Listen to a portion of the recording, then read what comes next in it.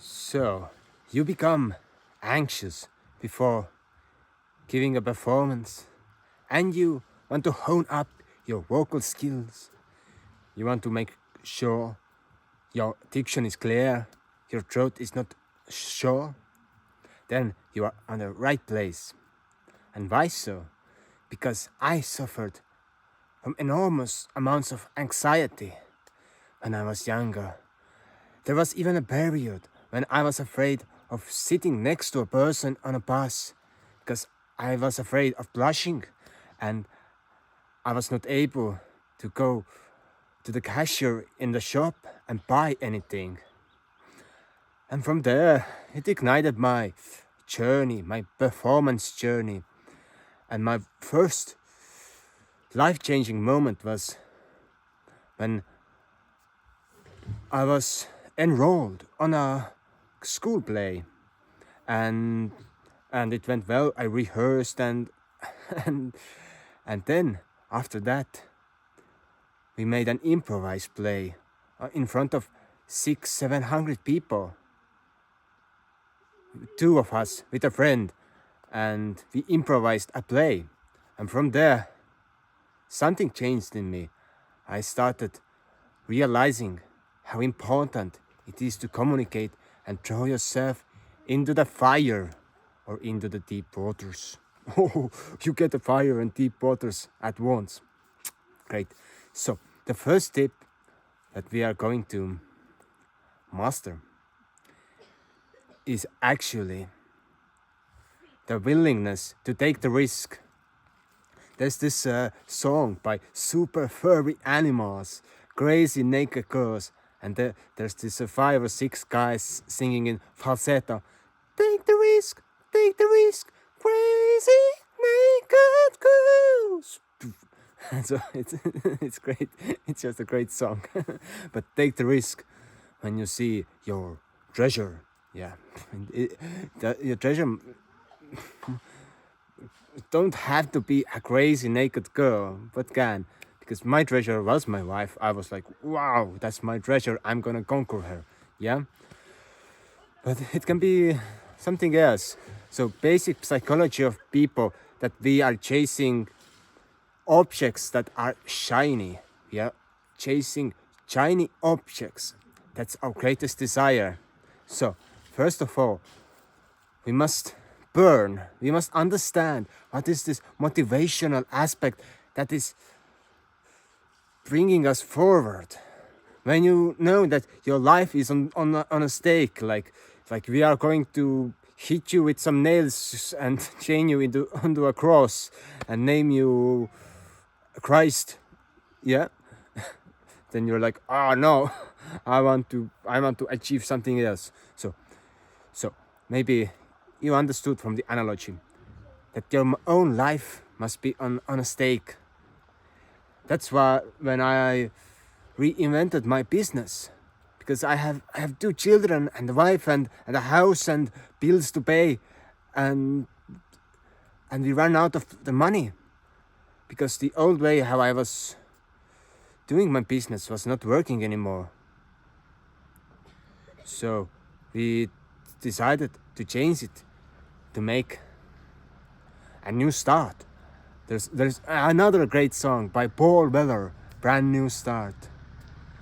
I'm gonna bring down the iron fist, etc.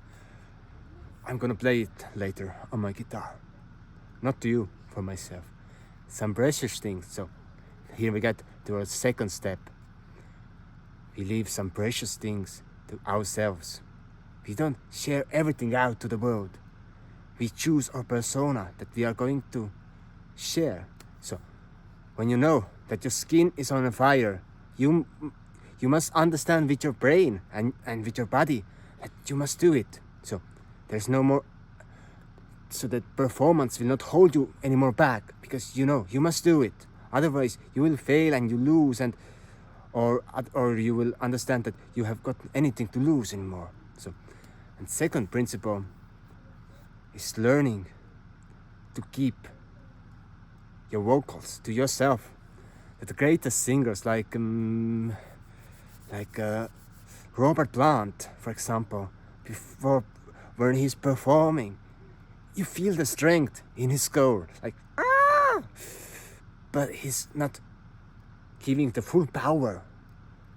He's just doing a tiny bit of all that he can give. So he's constraining his power so the audience wants some more. And that keeps him from straining and overdoing anything. Because doing something with too much viciousness can harm your performance, your result. Yeah. So these are those kind of philosophical perspectives. But then there was this heavy metal king Dio, who said he never does vocal warm-ups before his concerts or before performing. Okay? But when you're a public speaker, when you're a performer, usually a vocal warm-up will give you a sense of pre-caption, blah blah blah. You can captivate your audience before you see them, because you are honing your voice. You are already raw and prepared to meet them. Yes, it seems quite obvious for the singers, of course, but when you're a public speaker, it is not always that obvious. And doing a real vocal warm-up, like you're doing your diaphragm, you're doing your chest voice, your head voice, some belting, like the greatest speakers, they sometimes begin to scream in the middle of their speech, but it does not strain them because they find the connection to emotion. So now you are assuming that number 4, let's rehearse. No, you don't have to rehearse anything. But you have to be prepared. Like all your previous life is a preparation for your challenge, for your vocal delivery, for your performance. It can be also when you're going to ride a motorbike, you prepare. You don't rehearse, but you prepare. And there's a huge difference. Because when you rehearse something, then you know it by your head that it must be like that. Like Nürburgring has got that curve there and that curve there. Okay, but if something changes, like the road is blocked and you must take the shortcut, what are you going to do when you are only rehearsed, you're over-rehearsed? Then you are stuck. But if you are prepared, you have learned to say or perform your lines in 10, 20, 30, 40 different ways, then you are able to perform and able to crush your audience. Of course. Yeah. And another thing, so the point number 5.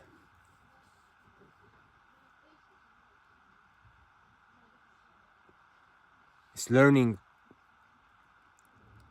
the silence. And it's also listening. Silence is deep listening. Before every concert, I go walk on the stage. I sit there or I stand up and I just stare at my audience, saying nothing. And they are aware, they are curious, and the tension rises. They want to know more. What is going on? And I wait. Because this exercise gives me control over the audience. I don't have to follow tension created by them, but I am creating the tension in the whole. So I can choose. Am I going to add up to the tension, or am I going to help them relax? So it's always about finding the control, that you are in control of all the things not the audience. So, number 6, the most important thing, make mistakes. Go throw yourself into the fire, go make some mistakes, and you get better. Rehearse too much, you don't get better. But preparation will make you better. So, like in my course, I have exercises for people to make videos of themselves for a long amount of time, to draw their stories, to paint a picture and tell what it's about. Or maybe you are able to paraphrase something that you are going to say. These are all exercises that help the accuracy and agility in expression. And another thing, making mistakes is important that you get into the real action before you want to have anything perfect. So my rule for those videos that I'm making on YouTube, I'm committed to make them every day on this very moment. And I do as little preparation as possible. For example, I knew the title of this video before I began it. And 6 steps. But I invented all of those steps while speaking to you because my psyche, my mind was revealing itself to me that I could give you certain knowledge. So when you are able to tap into your psyche, your consciousness, you're able to actually improvise a copious amount of knowledge that you want to share. And of course, sometimes I do it different.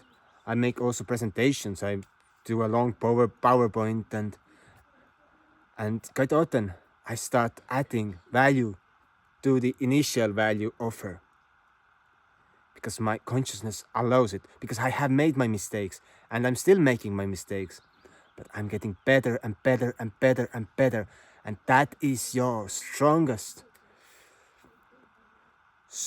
asset. More mistakes you have made, the better you get.